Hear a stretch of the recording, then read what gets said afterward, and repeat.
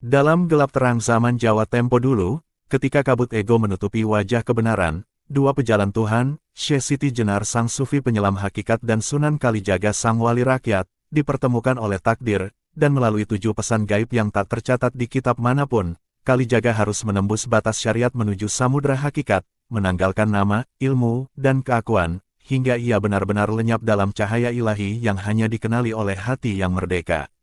Senja di pesisir Bengawan Solo terasa ganjil. Langit seolah menyimpan gumpalan rahasia yang hendak pecah, dan angin membawa bisikan tak dikenal. Sunan Kalijaga sedang duduk bersila di bawah pohon beringin tua, mata terpejam, ketika seekor burung jalak putih melayang turun tanpa suara. Paruhnya menggigit erat secarik daun lontar yang tampak hangus di ujungnya, seolah baru keluar dari kobaran api gaib. Dengan perlahan, burung itu meletakkannya di pangkuan sang wali, lalu terbang menghilang ke langit merah saga. Kalijaga membuka matanya, di sana tertulis hanya satu kalimat yang mengguncang jiwanya, carilah Tuhan di dalam dirimu, bukan di langit atau langgar. Kalimat itu seperti kilat yang menyambar batin Kalijaga. Jantungnya berdebar keras, bukan karena takut, tapi karena seolah ada tirai besar yang tersingkap di hadapannya. Ia pun memutuskan untuk bertapa di tepi sungai, menahan lapar, bicara, dan tidur selama 7 hari 7 malam, agar dapat memahami pesan itu. Pada malam ketiga, saat hujan deras mengguyur bumi dan angin meraung seperti singa lapar, Kalijaga melihat cahaya muncul dari dalam dadanya sendiri. Cahaya itu bukan terang biasa, ia terasa hangat, sadar, dan seolah menyapanya dengan bahasa ruhani, aku di sini, bukan di mana-mana. Aku tak pernah pergi. Tubuhnya mendadak ringan, terangkat ke angkasa tanpa sayap. Ia melayang di atas tanah Jawa, melihat ribuan manusia salat dan berdoa, tapi wajah mereka hampa. Ia menangis, bukan karena iba, tapi karena ia pernah menjadi salah satu dari mereka, mencari Tuhan di luar, padahal Tuhan bersemayam di ruang paling dalam, yang kerap tertutup oleh ambisi, ketakutan, dan kebanggaan akan ibadah. Suara Syekh Siti Jenar menggema dari langit batin, engkau tidak akan pernah mengenal Tuhan jika tidak mengenal siapa yang bernafas dalam tubuhmu sendiri. Ketika tersadar, fajar menyingsing dengan cahaya yang tak biasa, seolah matahari pun tahu Kalijaga telah lahir kembali. Ia mengambil secarik daun lontar itu dan menyimpannya dalam kotak pusaka yang hanya ia buka sekali dalam hidup. Sejak saat itu, cara berdakwahnya berubah, ia tidak lagi memaksa manusia masuk surga, tapi mengajak mereka mengenali cermin di dalam dada mereka sendiri.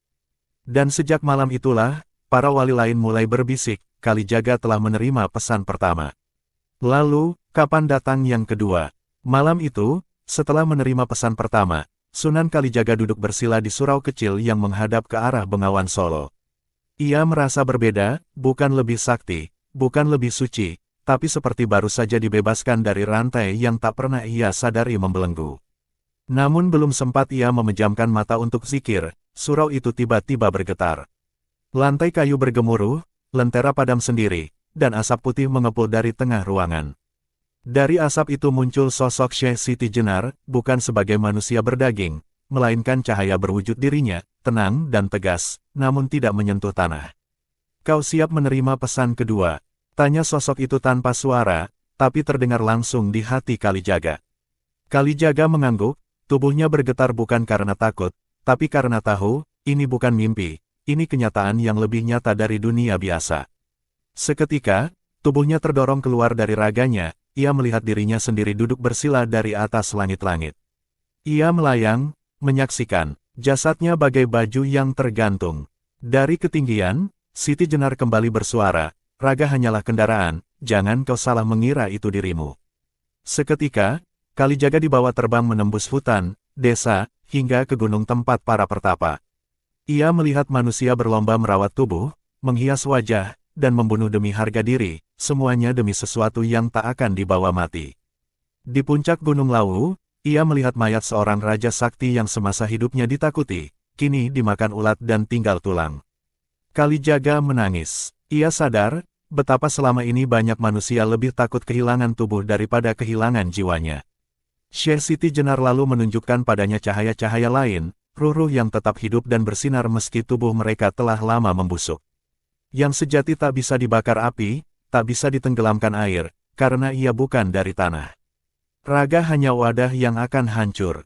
Saat Kalijaga hendak berbicara, suara Syekh itu lenyap, dan ia terjatuh kembali ke dalam tubuhnya. Saat terbangun, fajar belum menyingsing, tapi hatinya seakan telah disinai matahari hakikat. Ia duduk lama memandangi tangannya, tubuhnya, napasnya, semua kini tampak seperti alat, bukan jati diri. Sejak malam itu, Kalijaga mengubah pendekatannya dalam dakwah. Ia tidak lagi bicara tentang surga dengan bangunan mewah atau neraka yang membakar raga, tapi tentang ruh yang hilang arah. Dan di antara malam-malam sunyi, ia terus bertanya dalam diam, jika ini baru pesan kedua, bagaimana dahsyatnya yang ketiga. Beberapa malam setelah pengalaman ruhani yang mengguncang itu, Sunan Kalijaga mendadak merasa gelisah tanpa sebab. Ia mencoba berzikir, bersujud, dan berdoa, tapi semua terasa seperti gerakan kosong. Malam pun seperti menahan cahaya, angin berhenti bergerak, dan suara jangkrik pun bisu. Di tengah keheningan itu, tiba-tiba lantai suraunya retak dengan suara denting, bukan karena gempa, tapi seperti retakan kaca yang dipecahkan dari dalam kesadaran. Dari celah retakan itu, muncullah akar-akar emas bercahaya yang menjalar ke atas dan membentuk tangga menuju langit. Sebelum Kalijaga sempat berpikir, tubuhnya kembali terangkat, meniti akar-akar cahaya itu, dan dalam sekejap, ia berdiri di hadapan sebuah gerbang besar yang dihiasi simbol-simbol dari berbagai agama dunia. Syekh Siti Jenar muncul kembali, kali ini dalam wujud berjubah merah menyala dengan cahaya berputar di sekelilingnya. Wajahnya tak berubah, tenang, damai, tapi matanya memancarkan api ilmu. Kalijaga, ucapnya lembut, engkau telah memahami Tuhan di dalam, dan tubuh sebagai kendaraan. Kini dengarkan baik-baik, agama bukanlah pagar yang membatasi, tapi jalan yang harus dilalui. Seketika, Kalijaga dibawa menyaksikan umat dari berbagai kepercayaan, ada yang sujud di masjid, menyanyikan kidung di gereja, membakar dupa di kelenteng, dan duduk diam di tepi danau dalam meditasi. Anehnya, dari masing-masing mereka, tampak cahaya tipis yang naik ke langit, berbeda warna, tapi menuju satu titik yang sama. Kalijaga terdiam, pandangannya dibuka lebih luas lagi. Ia melihat para fanatik dari setiap agama saling menuding, membakar kitab orang lain, bahkan membunuh atas nama Tuhan. Sementara mereka yang diam-diam berbuat kasih, keikhlasan, dan ketulusan, tanpa banyak bicara tentang kebenaran, justru cahayanya terang dan sampai lebih cepat ke titik Tuhan. Jika engkau menjadikan agama sebagai batas, kau akan terpenjara oleh tembok yang kau bangun sendiri. Tapi jika kau menjadikannya jalan, kau akan terus melangkah menuju sumber yang satu, bisik Siti Jenar. Langit mendadak bergetar, dan huruf-huruf dari kitab suci berjatuhan, melayang-layang di udara, membentuk jembatan cahaya menuju hati manusia. Saat Kalijaga tersadar, ia mendapati dirinya tengah bersujud dengan air mata membasahi lantai surau. Jiwanya, seperti diguncang gempa batin, semua pelajaran yang selama ini ia pahami kini dilihat dengan mata baru. Sejak malam itu, ia tak lagi menghakimi bentuk ibadah orang lain, tapi lebih tertarik melihat apa yang tumbuh di hati mereka. Ia mengajarkan bahwa salat tanpa keikhlasan hanya seperti bayangan pohon tanpa akar, dan bahwa semua agama adalah kendaraan, bukan tujuan. Dan dalam diam, ia kembali bertanya, apakah jalan ini akan semakin sulit di pesan keempat. Beberapa hari setelah menerima pesan ketiga, Sunan Kalijaga berdiam di sebuah hutan sunyi di lereng Gunung Merbabu. Ia mengasingkan diri, bukan karena menjauh dari umat, tapi untuk menenangkan badai di dalam dadanya. Dalam sepi itu, Kalijaga memetik daun, menatap air, dan mencoba merasakan getaran hakikat yang diajarkan gurunya. Namun justru di saat ia merasa paling dekat dengan makna, datanglah bayangan besar hitam melesat dari langit. Bayangan itu memekik dengan suara yang mencabik telinga, membentuk sosok raksasa dengan banyak wajah, wajah kiai, wajah raja, wajah ulama, bahkan wajah dirinya sendiri, semuanya saling bertikai, saling menyebut kebenaran masing-masing. Tiba-tiba, sosok Syekh Siti Jenar muncul dari cahaya merah darah dan berdiri di antara para wajah itu. Kalijaga, ucapnya lantang, kau telah berjalan jauh, tapi kini kau harus tahu, hakikat tidak butuh nama. Seketika, semua wajah itu runtuh seperti topeng yang terbakar, menyisakan hanya kekosongan. Dalam kekosongan itu, Kalijaga melihat ruh-ruh murni yang bersinar tanpa gelar, tanpa status, tanpa nama. Mereka tidak dikenal dunia, tapi dikenal oleh langit. Nama hanya baju, lanjut Siti Jenar, tapi banyak yang menyembah bajunya, bukan siapa yang memakainya. Kalijaga lalu dibawa menyaksikan arwah seorang dukun yang disebut sesat di dunia, namun ternyata meninggal dalam tobat dan memberi makan ratusan fakir secara diam-diam. Di sisi lain, ia melihat seorang pemuka agama yang dipuja ribuan orang, tapi dalam batinnya penuh kesombongan dan rasa ingin diakui. Syekh Siti Jenar membisikkan, jangan tertipu oleh nama besar atau gelar mulia. Tuhan melihat apa yang tak terlihat. Hakikat tak bisa dilabeli, hanya bisa dirasakan oleh jiwa yang bersih. Langit terbuka, dan turunlah hujan cahaya yang tidak membasahi tanah, melainkan menyiram hati Kalijaga hingga luluh tak bersisa. Ketika ia kembali sadar, tubuhnya gemetar. Ia menatap jubahnya sendiri dengan rasa asing, seakan-akan benda itu bukan bagian dari siapa dirinya. Ia menangis, bukan karena sedih, tapi karena merasa baru saja dilahirkan kembali. Ia kini melihat semua manusia sama, tak penting status, gelar, atau warna pakaian. Sejak itu, Kalijaga mulai mendekati kaum miskin, gelandangan, anak-anak yatim, bukan untuk mengajari, tapi untuk belajar dari keheningan batin mereka. Dan ia pun merenung lagi, jika hakikat tak butuh nama, apakah aku sendiri masih mengenal siapa diriku di pesan kelima nanti? Setelah sekian lama mengembara dalam sunyi dan membebaskan dirinya dari belenggu nama, Sunan Kalijaga merasa jiwanya kian ringan, seperti angin yang tak terikat arah. Namun suatu malam, di sebuah perkampungan kecil yang terkena pagebluk, ia melihat pemandangan yang menghantam nuraninya. Seorang nenek renta yang tak bisa membaca, tak tahu dalil, tak paham hukum-hukum syariat, duduk menangis sambil memeluk seorang anak yatim yang kelaparan. Di tengah penderitaan itu, sang nenek hanya berucap, "Ya Allah, aku tak tahu apa-apa, tapi cintaku hanya padamu." Kalijaga terpaku. Ia, yang telah berguru pada banyak ulama dan menguasai berbagai ilmu, merasa ditampar oleh kalimat polos penuh cinta itu. Malamnya, dalam gelisah yang mencekam, Syekh Siti Jenar datang bukan dalam wujud cahaya seperti biasa, melainkan dalam bentuk bayangan api yang membakar kitab-kitab besar yang pernah Kalijaga pelajari. Suaranya bergema dari dalam dada, bukan dari luar. "Wahai Kalijaga," bisiknya, "kau telah menempuh jalan ilmu, tapi ingatlah, jalan cinta tak selalu berjalan di rel yang sama.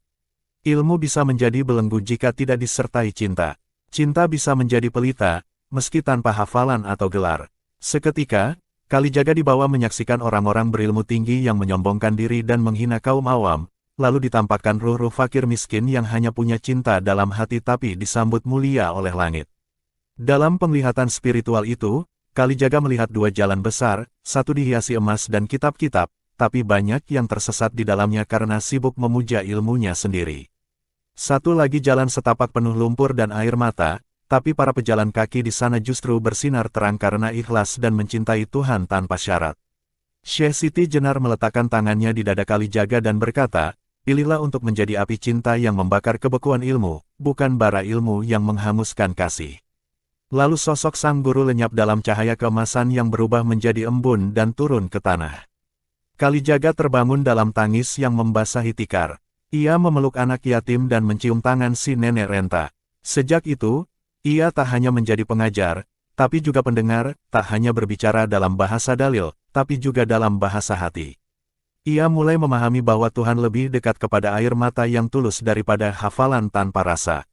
Dan dalam hatinya ia bertanya, jika cinta bisa melampaui ilmu, maka apa yang harus aku tanggalkan di pesan ke-6 nanti? Suatu pagi, setelah bermalam di sebuah surau terpencil, Sunan Kalijaga mendengar berita bahwa sekelompok ulama ternama sedang mengadili seorang lelaki buta huruf yang dituduh menyebarkan ajaran sesat. Kalijaga, terdorong oleh keresahan dalam dadanya, diam-diam menghadiri majelis itu. Ia menyaksikan bagaimana lelaki tua itu dicerca, dituduh, dan diancam, hanya karena ia berkata bahwa dirinya merasa melihat Tuhan dalam setiap desah nafas. Lelaki tua itu tak melawan, hanya tersenyum damai dan berkata, "Aku tak tahu dalilnya, tapi hatiku selalu tenang dalam zikir." Kalijaga merasakan panas menjalar di tubuhnya, ia seolah melihat dirinya sendiri yang dulu pernah jadi hakim kebenaran berdasarkan ilmu semata. Malamnya, langit diliputi badai petir yang bergulung-gulung. Sunan Kalijaga berdoa dengan penuh kegelisahan hingga ia tertidur dalam linangan air mata. Dalam mimpinya, ia berdiri di tengah padang pasir luas yang dibanjiri cahaya putih menyilaukan. Dari kejauhan, muncul Syekh Siti Jenar, bukan dengan wajah damai seperti biasanya, tapi dengan tatapan tajam penuh amarah. "Kalijaga," suaranya menggelegar seperti guntur, jangan pernah menyangka bahwa semua orang saleh akan memahami kebenaran. Banyak dari mereka hanya mencintai bayang-bayang kebenaran, tapi takut menyentuh wajah aslinya. Petir menyambar di sekeliling mereka, membakar tiang-tiang simbol keilmuan dan gelar keagamaan. Siti Jenar lalu menunjuk ke sebuah pohon besar. Di sana, tergantung para ruh yang di dunia dulu dihukum karena dianggap sesat. Namun dari dada mereka terpancar cahaya yang lebih terang daripada mentari. Mereka difitnah oleh yang merasa paling suci, kata Siti Jenar, karena kebenaran sejati kadang menamparkan ego kaum saleh. Kalijaga tersungkur. Ia melihat bayangannya sendiri dulu kala, duduk dalam kehormatan, disanjung umat, namun memicingkan mata pada orang yang tak fasih berbahasa Arab. Syekh Siti Jenar pun berbisik, waspadalah, Kalijaga. Jangan sampai gelar kesalehan menutup mata pada kebenaran yang tak biasa. Ketika Kalijaga terjaga, badai telah reda, tapi hatinya diliputi guncangan hebat. Ia kembali ke desa tempat lelaki tua itu dihukum, namun yang ia temui hanyalah makam kecil di bawah pohon asam. Lelaki itu telah wafat malam sebelumnya. Kalijaga bersimpuh di makam itu, dan menangis dengan tubuh bergetar hebat. Ampuni aku, ya Rab, jika pernah menutup mata dari cahayamu hanya karena tak sesuai dengan buku pelajaranku. Dan dalam hatinya, suara lirih sang guru masih terngiang, bersiaplah untuk pesan ketujuh, karena ia tak akan datang dari langit, tapi dari cermin wajahmu sendiri. Hari-hari berlalu setelah kematian lelaki tua yang dituduh sesat itu, namun luka dalam dada Sunan Kalijaga justru semakin dalam. Ia merasa seperti berjalan di antara kabut, semua ilmu, gelar, dan amal yang dahulu jadi sandaran kini tak lagi memberi kelegaan. Pada suatu malam, ia pergi ke tepi Bengawan Solo, duduk sendiri di antara desir angin dan suara kodok sawah. Di hadapan air yang tenang, ia berkata lirih, "Ya Allah, siapa diriku ini sebenarnya?" Dan saat itulah, bayangannya sendiri di permukaan air berubah menjadi sosok Syekh Siti Jenar, tenang, terang, dan penuh rahasia. Ini pesan terakhir, Kalijaga, suara sang guru menyusup langsung ke dalam jantungnya, bukan lewat telinga. Selama ini kau mencari aku di luar dirimu. Di langit, di kitab, di ucapan para guru. Tapi engkau lupa satu tempat paling rahasia, dirimu sendiri. Seketika, Kalijaga merasa jiwanya tercerabut dari tubuh. Ia melihat jasadnya sendiri duduk bersila di tepi sungai, namun dirinya melayang menembus lapisan-lapisan cahaya, menuju kekosongan yang justru terasa penuh. Di sana, tak ada nama, tak ada gelar, tak ada identitas. Hanya keheningan mutlak, dan dalam keheningan itu, terdengar suara Tuhan, "Lenyapkan dirimu, maka engkau akan mengenalku." Kalijaga menjerit, bukan karena takut, tapi karena bahagia yang meledak tanpa bentuk. Ia merasa dirinya menjadi air, menjadi angin, menjadi batu, menjadi daun, dan menjadi semua makhluk. Tak ada aku yang tersisa, semuanya lebur dalam satu zat yang menyatukan segala. Ia melihat rahasia semesta, bahwa siapapun yang melepaskan keakuannya, akan menyatu dalam kehendaknya. Dan ia pun terbangun, terengah-engah, kembali ke tubuhnya sendiri yang kini terasa ringan seperti kapas. Di hadapannya, sungai tetap mengalir, tapi ia tahu, dirinya bukan lagi orang yang sama. Sejak malam itu, Sunan Kalijaga tak banyak bicara. Ia hanya tersenyum damai pada siapapun yang datang. Ia tak lagi berdiri di mimbar tinggi, tapi duduk bersama rakyat jelata di bawah pohon rindang. Orang-orang tak tahu bahwa ia telah menyelesaikan perjalanan 7 pesan. Pesan terakhir bukan sekadar nasihat, ia adalah peniadaan ego. Dan di balik wajahnya yang tenang, Ruh Kalijaga terus menyuarakan ajaran gurunya, bahwa kebenaran sejati hanya bisa dirasakan oleh mereka yang telah tiada dalam dirinya, dan hidup hanya dalamnya. Sunan Kalijaga menanam 7 batu putih di tepi Bengawan Solo sebagai simbol 7 pesan abadi dari gurunya. Batu-batu itu tidak bisa dipindahkan, dan hanya orang yang jernih batinnya yang bisa melihatnya bersinar di malam hari. Dari 7 pesan Syekh Siti Jenar kepada Sunan Kalijaga, kita diajak merenung bahwa jalan menuju Tuhan bukanlah lewat banyaknya kata, gelar, atau amal yang dipamerkan, melainkan melalui lenyapnya ego, bersihnya hati, dan keikhlasan untuk melebur dalam kehendaknya, karena hanya ketika manusia sanggup menghilangkan dirinya sendiri, barulah ia menemukan siapa dirinya yang sejati, yakni hamba yang tak memiliki apapun selain Dia. Sekian, terima kasih.